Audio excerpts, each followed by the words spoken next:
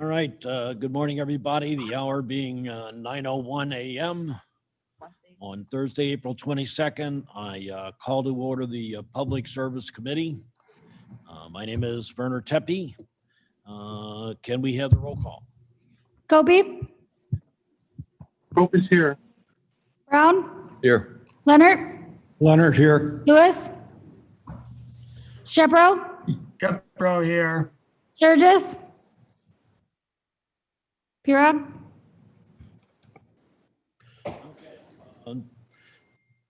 Although not on the agenda, do we have anybody here to make public comments or anybody online? Okay. Would you come up to the podium and state your name and address, please? Good morning, my name is Cheryl Gray and I reside at 101. Microphone. Hold on, we'll check the microphone. Check, There we go. it's working. Hi, thank you. I'm a community resident. My name is Cheryl Gray. I reside at 108 Shoreline Court in St. Charles. Thank you. Did you want to make your statement now? I'm sorry, I was following the agenda. I understand. I just said it wasn't on the agenda at this point, but I thought I'd start it off with public comments if we could. Okay, great. Well, I look forward to hearing more from the county clerk about the education referendum or not the education, but the mental health referenda in Elgin and Dundee that's been overturned recently. And so I'm here and my statements have to do with his lack of response to the public about this issue.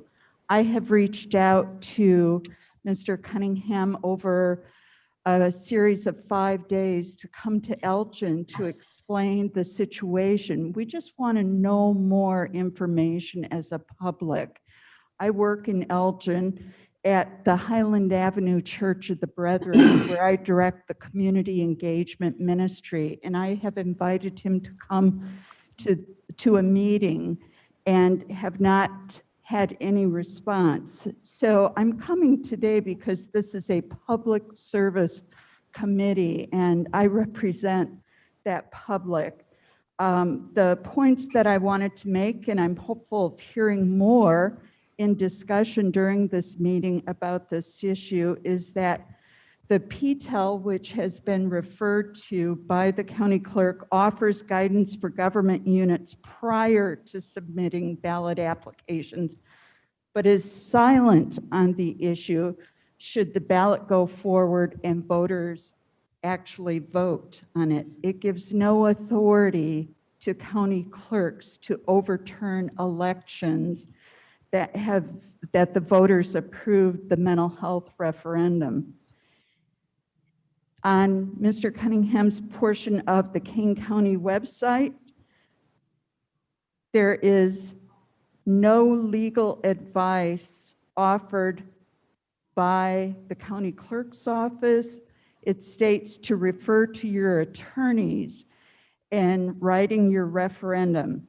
That happened, yet the Kane County Clerk's Office has rendered a judgment after 13,000 voters in both townships of Elgin and Dundee rendered their opinion and sought their voices in democracy, twice as many as the opposition. Townships in DuPage County during the same time frame did not have their referenda overturned, yet used the same language. So those are 3 points that we would like to have responded to the voters in Elgin and Dundee townships. There is growing enthusiasm for litigation with the county, and we would hope to avoid that. Any questions? Thank you, Ms. Gray.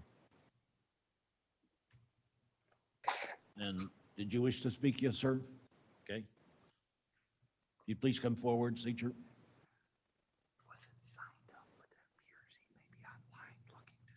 Okay. Thank you. Yes, sir. State your name and address. My name is Mark Avalar. I live at 2073 Peachtree Lane in Algonquin, Illinois, and I am a resident of Dundee Township. I am also here concerning the news of the 708 Mental Health Board. I live in Dundee. I voted for the referendum on March 17th of 2020. I will advise that the lady before me spoke about talking litigation. There actually last night, the Township Board approved pursuing litigation against the Kane County Clerk for his decision, which was done not unilaterally, but with the advice of the state's attorney. I bring this to your attention first off because I live in Chris Kios's district, and he was on chat, advised us to come here and discuss this with you because of the Public Service Committee's oversight of the county clerk's office. Well, one thing that I want the truth to get out, the whole truth, is that this was not a unilateral, this was not a willy-nilly decision by the county clerk. He pursued the legal advice, he had the legal advice of the state's attorney, and now he made his decision. And he was advised to do what the state's attorney told him, which happened to be a person of another party. So I'm tired, don't want to hear the partisanship nonsense about voter suppression against will, because I did vote for the referendum. I am impacted directly by mental health issues for my loved ones. But I want it to be legal and I want it to be right. Dundee Township's assessor, Michael Belak, was very clear about the PTEL language. In a published report, he stated that people voted for something they were not fully informed about. PTEL law covers that and specifically requires ballot language that estimates what it would cost a taxpayer who owns a home in the taxing district. The people were not correctly informed. End of story. The referendum will have to be voted on again to hope to levy a tax. So I bring this to you and I ask, because I said this to the Township Board last night in comments, that litigation is not the answer. Maybe mediation, maybe arbitration, but not litigation. But last night, the township did approve on a 3-1-1 vote of the Township Board, and it's a lame duck Township Board that will change 2 members next month. So as you discussed the county clerk's actions, I informed the committee in case you were not aware that legal action was approved last night. And I know nothing has been filed, but certainly you need to know this going into this discussion because there is pending litigation. So if that's to require you to take this in executive session, then I just want to make sure you're fully informed. If you Thank have you. any questions, but as I am a resident of the township, and if you have questions, I'll be happy to answer what I can tell you. Thank you, Mr. Avalar. I understand a Paul Setzi is online with a question. Mr. Setzi? Hi, my name is Paul Setz. I'm a resident of Sleepy Hollow. First of all, I mean, all this talk about PTEL, PTEL doesn't actually apply in this case because this is a direct referendum, not an extension. So my question is, what statutory authority does the Kane County Clerk have to disallow the results of an election he certified? That's what I would like answered. I mean, you can rely on the state's attorney's office, you know, saying that, yeah, it doesn't conform to PTEL, but that's not the whole story here. So, you know, I'd just like the answer to that question. What's the statutory authority here? Okay. Thank you, Mr. Setz. Any other comments? Okay, unfortunately, at this point, we need to move on. Committee Chair Surges here. Yes, sir. Mr. Tepe, I just wanted to point out a couple of items. I did receive, as did all of our fellow commissioners, several emails yesterday regarding this issue. And I tried to respond to each of them with the same answer, that I don't know where the clerk's authority comes in when the state's attorney's office steps in and gives directive. And in listening to the folks that have spoken this morning, some of them are directing this directly at the clerk's office, while others seem to understand the clerk's office worked at the discretion of the state's attorney. And I did reach out to State's Attorney Mosser a week ago when I found out about this, kind of asking, can we get a timeline on this or how this works or something like that? Because I'm just as confused as everybody else is, but I don't want to be throwing the clerk's office under the bus if their hands are tied because this was a state attorney ruling. And so I'm just trying to be as educated as I can be on this. And I don't have any answers either. And I just wanted to make sure that, if there's other commissioners that understand this better than me, I wish they would speak up. But right now, I am trying to gather as much information as I can. And it sounds like everybody else is as well. And I just wanted to just voice that. Mr. Chairman, Shepro. Yes, sir, Mr. Shepro. I think that this is very likely to come up during the county clerk's report because I'm going to ask about it as well.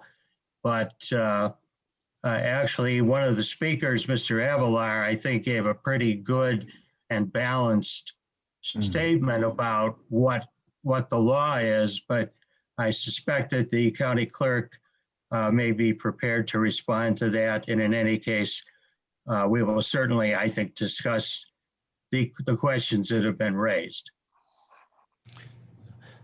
I think it's very important that we all understand it. I also think that it's extremely important that this be done and kept as a sensitive matter. I was personally very involved in the successful voting on the mental health referendum in Elgin and have my own feelings on this. And I think we will be talking about this in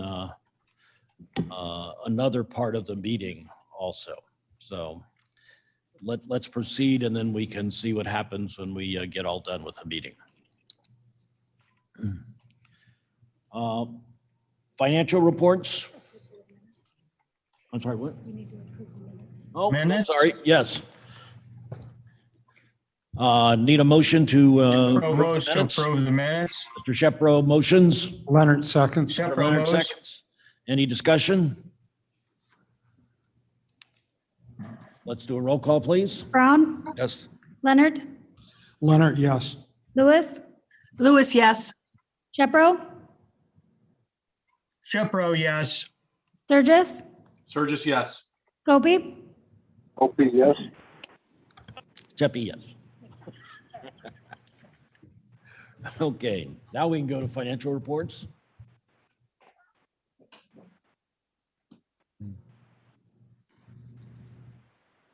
Do we have anybody online to?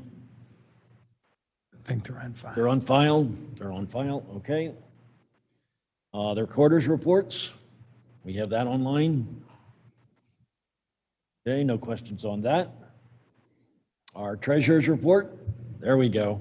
Good Here we morning. go. Good morning, everyone. The county clerk has extended to us $1.4 billion. We have taxable parcels, 189,466. Our tax bills will be in the mail Friday, April 30th. Our due dates, as we stated before, June 1st and September 1st. And we have the different methods of payments. They can be put in the mail. They can be paid through our website at kanecountytreasurer.org. Online, you can pay through e-check, which is a free service. Credit card, which has a convenience fee of 2.35%. Debit card, convenience fee of 1.15%. And we have some banks, branches that collect for us. We have a listing on our website. We have a drop box behind Building A, and people can come in person, but we discourage due to COVID-19 yet, so our service is limited. we will see how it goes throughout the collection for in-person payments. Okay, thank you. Thank you. Any questions, comments? Thank you very much. Okay, I have a question, Mr. Chairman. absolutely, Mr. Shepro. Yeah, I assume the tax bills that are about to go out, well, I shouldn't assume it. Will those contain the line item for the Elgin Dundee levies for the mental health boards, or will they be not included per the state's attorney's advice? They will not be included. Ask that. And I knew that answer. And I believe they're scheduled to go out on the 30th. Correct. They're already at the printer, print shop. Thank you. Okay. Supervisor Assessments, Mark. Good morning, members of the committee. My report begins on page 34 of your packet. I want to note a couple of things before we get to the resolution that is also attached to this agenda item. First of all, the quick guides to property taxes, things that are produced annually with new information about property taxes. It's a joint effort of my office, the clerk's office, the treasurer's office, and the Township Assessors Association. They are nearing completion. We have a few last minute items to update, and then those will be published. If any of you would like copies of those for your constituents, please email me and I will make sure that those quick guides get out to you so you can distribute them to your constituents as you need be. I'm going to direct your attention to page 34 of the packet, where we have 2021 projected equalization factors. Those are the ones that are on the screen right now. Now, projected equalization factor is the result of a 3-year sales ratio study. I'm not going to get into the math this morning too deep. If anyone is really interested in the math, I would be happy to walk them through it.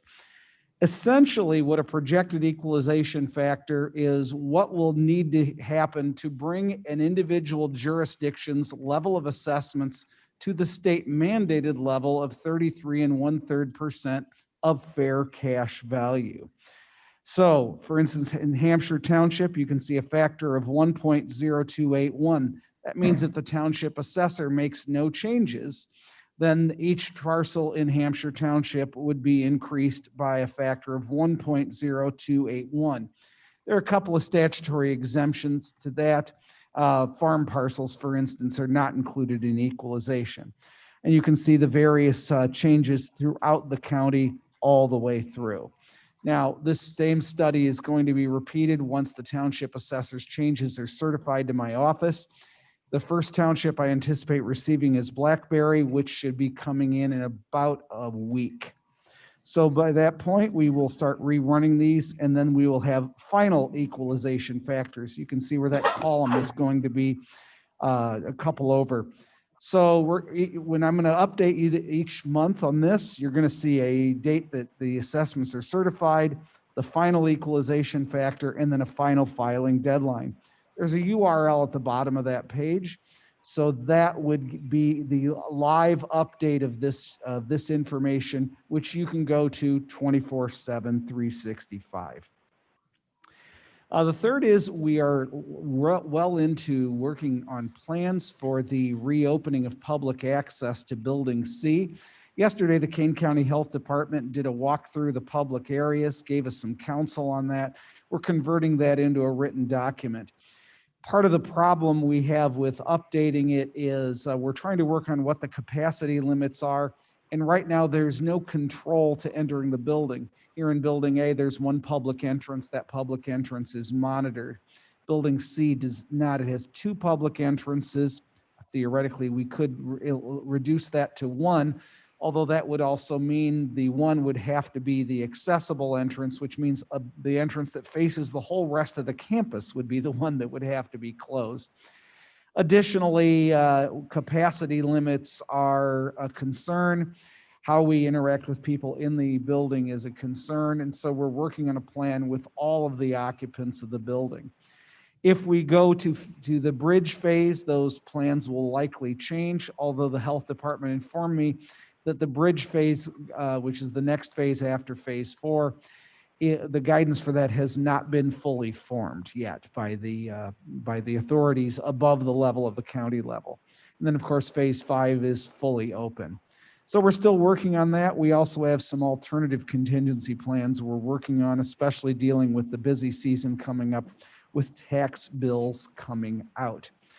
Now, one problem of sending you this report on April 13th, which is the date I filed it, and today is it's sometimes out of date by the time you get it. So I want to update you on one thing that I would have included in the report but did not. On April 20th, the Illinois General Assembly addressed in the House Bill 3289. Last year, I authored legislation that was adopted and placed into law that would allow a 1-year rollover of certain homestead exemptions that require annual recertification. That would be the senior freeze, the homestead exemption for persons with disability, and the standard homestead exemption for veterans with disabilities. Now, this year, we had legislation that was in the lame duck session in January. It passed out of the Senate. It did not make it out of the House in time before adjournment, so nothing happened. On April 20th, that's Tuesday of this past week, the House passed unanimously the same version of that legislation for 2021. Now, this legislation, it was in both years, was something that you could opt into. So each supervisor of assessments in each county could opt into this or not opt into it. Now, one of the reasons this was important last year is because when March happened, everyone was caught off guard. This year, we're prepared. In fact, right now, we already have 23% of our senior freezes from last year already in, fully edited, approved, and entered into our system. We're moving ahead very rapidly with that. If this legislation passes and becomes law, it is unlikely to be final before sometime in June and may not be August. So if the question is, are we going to adopt it? It's certainly something we'll take a look at if it becomes a law.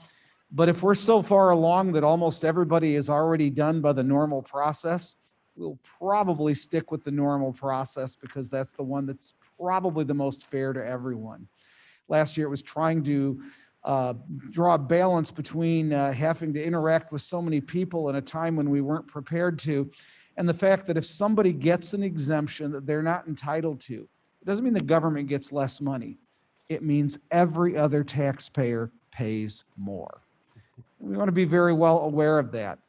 We certainly want to support exemptions for low-income seniors, but there are low-income non-seniors who will have their taxes raised if high-income seniors also get this exemption. So we want to look at this very carefully as it happens and take a look at the facts when it is an option. Right now, it is still not an option. I'd be happy to answer any questions on my report before going into the resolution that's there. Yes. Ms. Mr. Pirog? Armstrong, Thank you, Chair. Shepro? Ms. Pirog? Hold on just a second, please. Mark, for clarification, I was reading that there's going to be an increase in income for the senior tax freeze up from $65,000 to $75,000. Is that the bill that you're speaking about? It is not. That's a separate bill that has not completely cleared the General Assembly, although it very well still might. There are bills like that proposed every year. Once in a while, they do pass.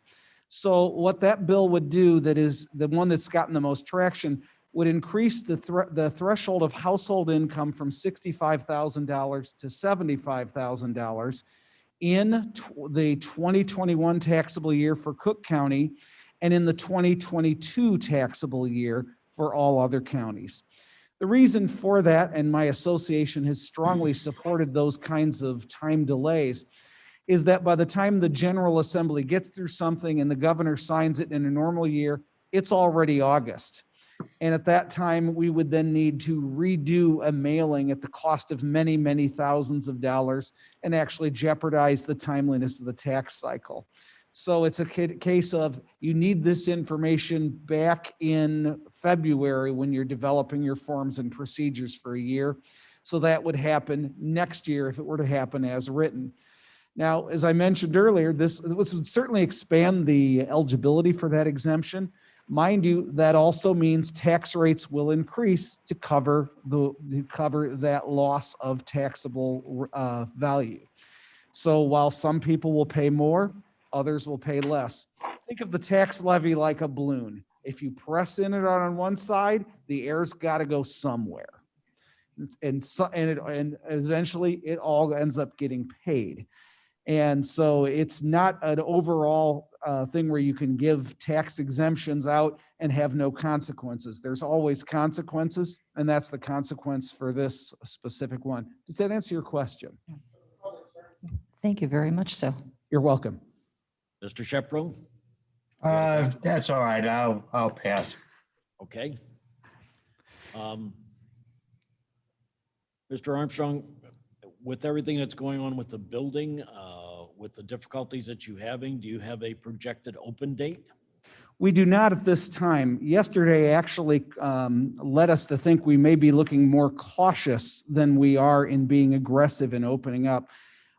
Certainly when we get the health department going through and looking at what needs to be done, there are some issues that we have. The main issue is we have no real single point where we have any control over how many people are in the building. Typically, when it comes to, say, time when tax bill comes in, we would have 40, 50 senior citizens standing outside our window in close proximity. We need a way to control that at the building's entrance point, not have something where they get in, go to the third floor and say, sorry, you have to leave now because you're the one that's too many. Okay, well, keep us surprised. I absolutely will. And then you have a resolution? I do. The resolution starts on page number 36 of your packet. This is an annual resolution. It uses a word emergency in it. It's an emergency only in the sense that the tax code calls it that. Every county gets 3 members of a county board of review, which hears assessment complaints and acts on them. Counties are allowed to appoint additional members if the county board declares an assessment emergency. Now, every county gets 3 members, whether they have 5,000 people living in the county or 500,000 people in the county. So every year, this resolution comes before the county board. I only bring it to this kind of detail because some of you are looking at this for the first time and are wondering what this is. So what this does is it declares that emergency, which then authorizes the county board chairman to appoint additional members who have to have the same qualifications as the existing members. So they have to have experience in the profession, and they have to have passed a state exam, which has a failure rate of well over 50%. Okay. I need a motion. Leonard, so moves. Mr. Leonard? Shepro seconds. Mr. Shepro seconds. Any discussion? Question for the supervisor. Does this specify, doesn't look like it does, the number of additional appointments? It does not. It's there is no provision in the property tax code to limit it. Although as a practical matter, the budget you have given limits it, but the budget here is on a per diem basis. It simply gives an authorization to the presiding officer of the county board. Have you in the past rendered advices to the number of needed additional people to get through the docket in a timely fashion? Well, since by the time we need to know how many we need, it's too late to make the appointments at that time. What we've typically done in the past is recommended that all who are statutorily eligible be appointed, and then we call them to serve as needed based on the workload of the Board of Review. Thank you. Okay, thank you. Oh, Mr. Chairman, I wanted to ask you a question, Mr. Armstrong. The $32,500 that you have budgeted, will that be adequate? Has it been adequate in the past? In fact, we've lowered it because it has been adequate. We've been trending downward on assessment complaints. Our peak was in 2011. We had 5,480. We had a little over 1,000 last year. That's been pretty constant in a non-general assessment year. And we're under 1% for actual assessment complaints in the parcels. You might compare that to a certain county to the east of us, which has about a 33% assessment complaint rate. So it gives you an idea of the workload that we have. But the nice thing about this system is we're not paying them unless we need them. Excellent. Thank you. Okay. Any other questions? Okay, could be a roll call. Brown, Yes. Leonard, Leonard, yes. Lewis, Lewis, yes. Shepro, Shepro, yes. Sturgis, Sorry, Surges, yes. Gopi, Yes. Happy. Steffi, yes. Regional Office of Education? Nobody online? Morning, everybody. I'll be There we go. brief today. Seems like we're going a little long, so I'll be brief. We have opened up schools to most of our students now. However, we are having extreme difficulty with the, even though we can sit within 3 feet of each other now, we still contact trace at 6 feet. So for example, 3 students were tested positive, 150 students were quarantined for 2 weeks because of those 3 students. So it's difficult to keep everybody in school with the current contact tracing regulations. I also wanted to make you all aware that on Friday, April 30th, we will be hosting a virtual Educator of the Year banquet. I don't know if any of you have attended in the past, but normally it's out at the Q Center and we have 800 to 900 people to celebrate educators in Kane County. The pandemic makes that impossible this year. So I am going to put a link in the chat that will allow you to watch the celebration virtually. Next Friday, we begin at 5:30. And that's all that I have. Thank you. Any questions? Right. Guess now it's time for the county clerk. Brian, Mr. Pollock, how are you? Good morning, everyone. How are you doing? You have a copy of our report. Do want to point out a couple things. We are starting to move a little bit more in the right direction when it comes to revenue. This year, our passports are actually above last year at this time. We're starting to see an increase in individuals coming in to apply for passports. Marriage licenses are starting to come up a little bit, especially as the courthouse is now slowly reintroducing the marriage ceremonies. So we expect that to continue as we get into the high season for weddings normally. So those numbers will rebound. We're only about 30-some thousand off of last year at this point, so to date. And if you remember, March of last year is when things started to go downhill. So the first 3 months of last year, or 4 months, were good, and we're almost at that point. So we're looking forward to an increase in revenue for the rest of the year. We are finally just about past, I shouldn't say, the canvass was done on Tuesday for the consolidated election. We've made it through that 3 elections within a few months period. And we're talking last summer that we wouldn't get out of this until about May. So we're at that point. We get a little bit of a breather before the March primary next year. The clerk's office is assisting with Madam Chair and the county board on redistricting. We appreciate the opportunity to assist in any way possible. Mr. Cunningham has pledged his support in any way possible with the redistricting efforts, and we look forward to assisting the board in their duties to do that. Want to thank the health department for helping to get our staff vaccinated. We appreciate that. I know all of the departments here have been asking, and it was a supply issue. And once that started to work its way out, we were able to do that. So you will see I guess you can call it a reopening announcement coming up very soon. Our office has been open the entire time, but since March of last year, we were seeing the public by appointment only. And you'll see something very soon about moving beyond the appointment stage and having the office open in a more regular function. So that's pretty much it on this report. So any questions on the report? Okay. Question not on the report. Brian Shepro, could you perhaps explain a little more about what happened with the 708 referendum and levy, and perhaps answer some of the questions that were posed by board members and some audience members. Mr. Shepherd, I think you'll find we'll cover that later in the meeting. All right, but not executive session?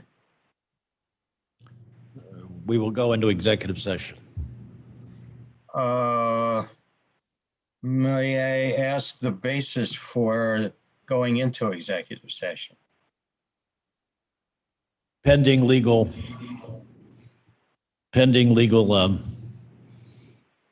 situations. Is there a pending lawsuit? There are not a pending lawsuit, but there have been several lawsuits that have been told that they will be created, and wanted to make sure that we were all informed based upon that. Okay, I guess I'll just wait for my objection until we get to that. Okay. Any other business?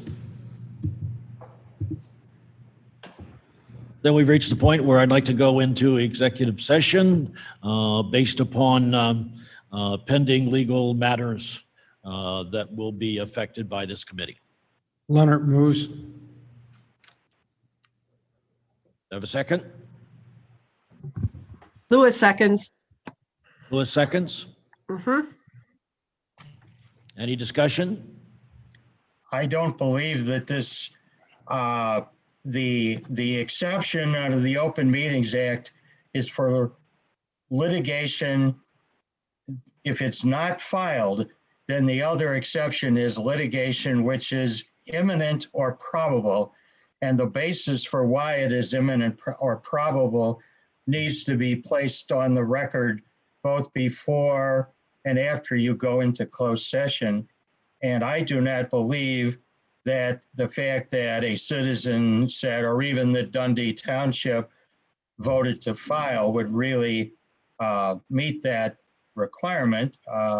Obviously, the state's attorney may have an opinion on that. But normally speaking, I mean, for example, have we received any correspondence, letters, email officially from Dundee Township with respect to their intentions?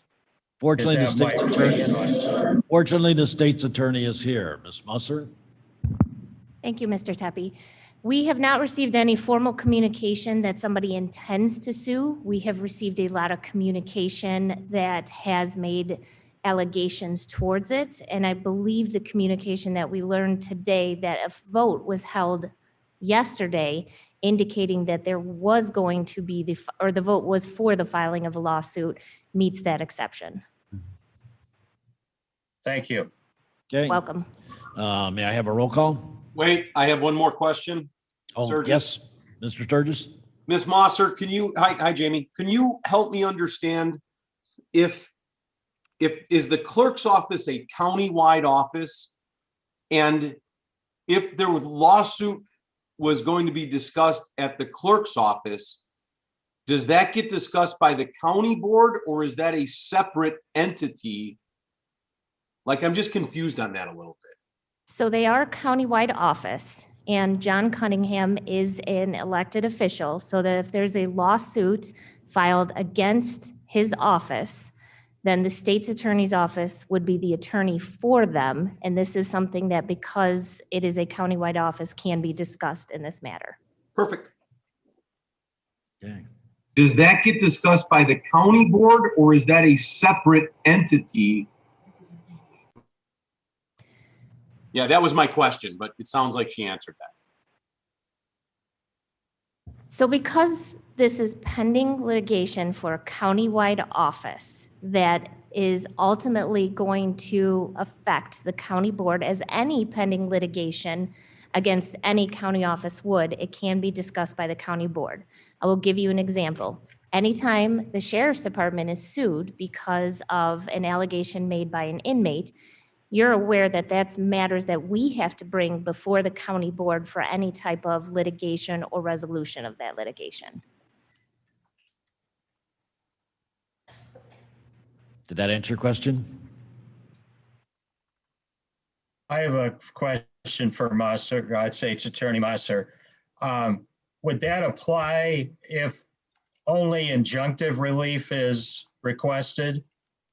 In other words, the county board does not normally ever approve or disapprove the tax bills that are being sent out. That would seem to be clearly a function that is solely in the hands of the county clerk. In this case, just assuming, I mean, if the county board were to say, no, Mr. Cunningham, we want that line item included on the tax bill, we don't have the authority to do that, I believe. Is that correct? Yes, that's correct. Did you want me to expound on that? I think it might be helpful to some board members who are trying to understand what the scope of the board's authority is to look into this question. So the board itself cannot order Mr. Cunningham to do anything in regards to this. I believe the reason for the request to go into executive session deals with the request for communication from the clerk's office that then could directly affect any possible pending litigation that could happen. That's my understanding of what we're discussing now. My concern, Mr. Chairman, is that if we go into closed session, the members of the public that have quite legitimately, I think, come to the board asking questions won't have the benefit of any discussion. I think many of the questions they asked do not need to be reviewed in closed session. They are straightforward answers that I think would come from an open session discussion. Well, that may be the case, Mr. Shepro, but it is not our position to answer those with any degree of authority. Those questions need to be addressed to the county clerk for immediate answer. We do not have any authority over him as to what to do. Oh, well, all right. Why don't we call the question? Please call the question. Yes, I'm sorry. Do a roll call. Brown, Yes. Leonard, Leonard, yes. Lewis, Lewis, yes. Shepro, No. Sturgis, Sturgis, yes. Gopi, No. Opie. Debbie, Yes.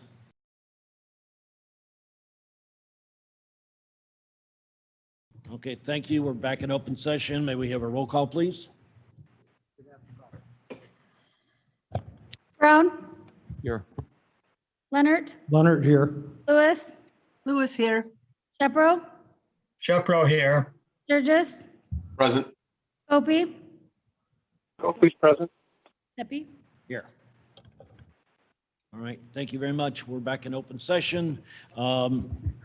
We'd like to first ask Ms. Moser to share with her her opening comments when we went into executive session so that it can be on the record and so that everybody can hear it. Thank you. Thank you. The matter that we have in regards to the mental health referendums that were voted on in Dundee Township and Elgin Township in March of 2020 were language that was placed at the advice by the attorneys for those townships. When that is given to Mr. Cunningham's office to be placed on the ballot, it is not the job of Mr. Cunningham's office to give any type of legal advice that those are invalid or in any way defective. The townships obviously have the ability to speak with Mr. Cunningham about that, and then Mr. Cunningham, who can contact the state's attorney's office, as we are their attorney, could then have given an advisory opinion in regards to the language. Unfortunately, that wasn't done. I am positive that Mr. Cunningham's office, and I know that my office, are very concerned with mental health issues. And any time that we can get funding for mental health services, we would advance that. I have known Chairman Prague a very long time, and I also know that she is very wanting of services and the proper funding for these services throughout the entirety of the county. So our hearts go out to the townships in regards to this issue. However, the legal issue that we have now is whether or not Mr. Cunningham's office can legally put these tax levies on the tax bills that would then require our citizens who own homes to pay those taxes. It is based on our research of the statute as well as the case law, and specifically this PTEL statute, which is the Illinois Property Tax Extension Limitation Law, along with a case, which is Hampshire Township Road District versus Cunningham, that was decided in June of 2016, that it would be unlawful for Mr. Cunningham to place this on the property tax bills. That is the advice that was provided, and that is the decision that then was made by Mr. Cunningham not to extend a levy that he knew, based on our legal advice, to be against what our laws require. Thank you. And Madam Chair, if you'd like to share with us some of your ideas. Pending the outcome of the potential lawsuit against the 708 referendum that was initiated by and voted upon by Elgin Township and Dundee Township, they've reached out and funded this because it was a great need in those two townships.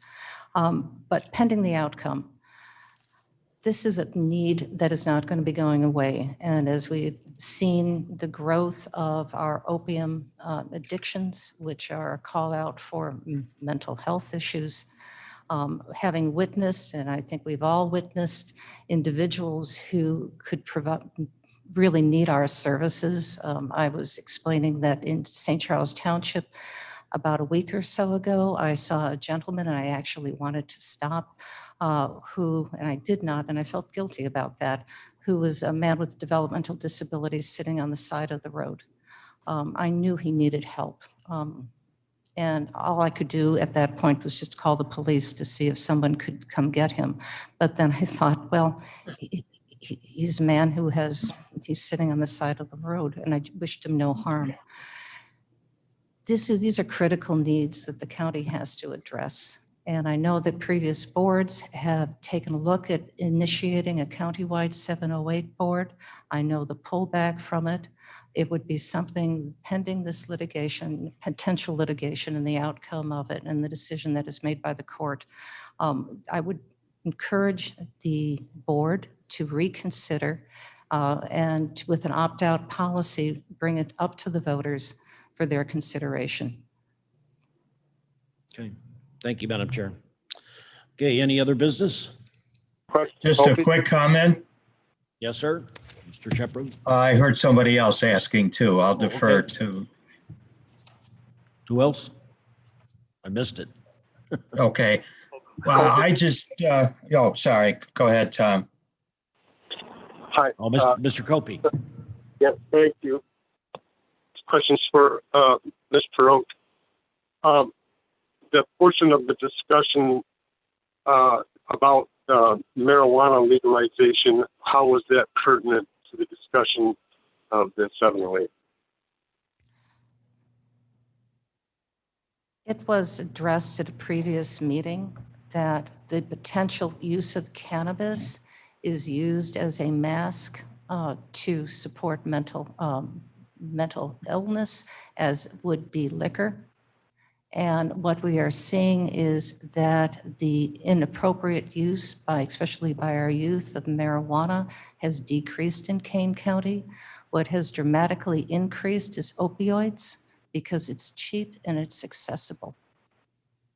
So this is something I think that we need to take a look at and support, so that we do not have any kind of opportunity for our young people to get addicted to a highly addictive drug I have known people in my own canvassing that have been given fentanyl that has been put inside of a black market marijuana cigarette, which is why I've always supported the legalization of marijuana so that you can buy it, a healthy product.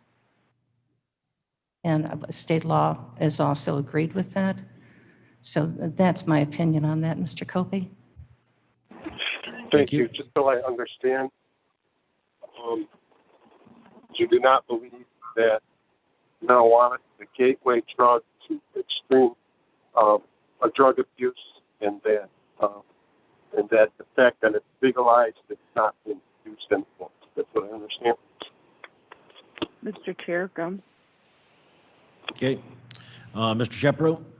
Yes, I wanted to say that it is, I think, beyond any dispute that Elgin and Dundee are not the only townships where there are people in need of assistance.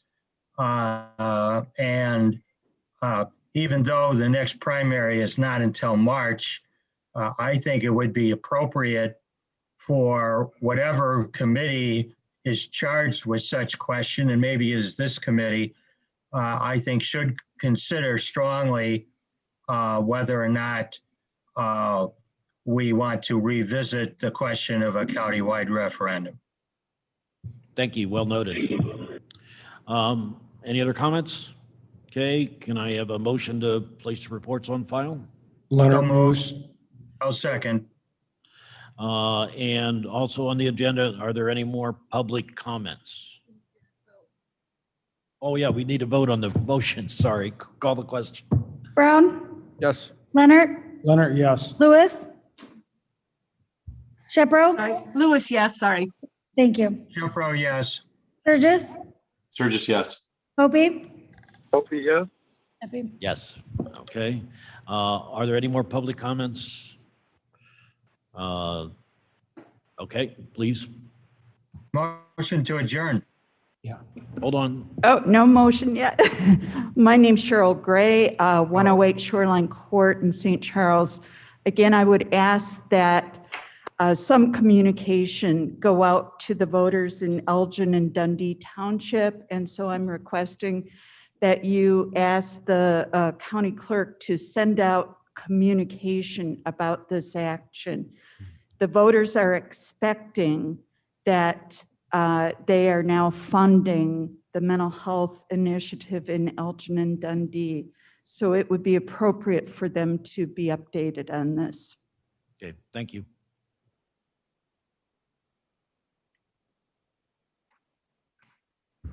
Mark Avalar, 2073 Peachtree Lane, Algonquin, Illinois, resident of Dundee Township. I know I addressed the committee earlier, but Mr. Chairman, as information was learned, we also know that from the treasurer's report earlier in this meeting that the first installment tax bills have already gone to the printer. So no matter what way any litigation would go, it's not going to impact the June 1st deadline. Given that additional information, maybe if this approved action of Dundee Township's board from last night, maybe reminding and allowing the incoming boards, I've mentioned the supervisor is going to be switched out next month in Dundee along with a new trustee. And my understanding, Elgin Township, the entire board's being switched out. Maybe as the incoming boards, instead of a lame duck board, maybe if they reconsider, maybe there's some way to avoid the litigation and avoid the cost to it, and then let those boards work this out without having to go to court and without having to fight the county. So I just point that out, and thank you for the additional information. Ms. Monster, thank you for the case law. Some of the folks in Dundee whom I work with, I will definitely share that, and hopefully we can all cooperatively get the word out, as the previous lady said. Thank you. Thank you. Okay, motion to adjourn? Leonard moves. Leonard moves. Shepro seconds. Shepro seconds. Voice vote? Yes. Yes. Okay, thank you all for the indulgence. All right.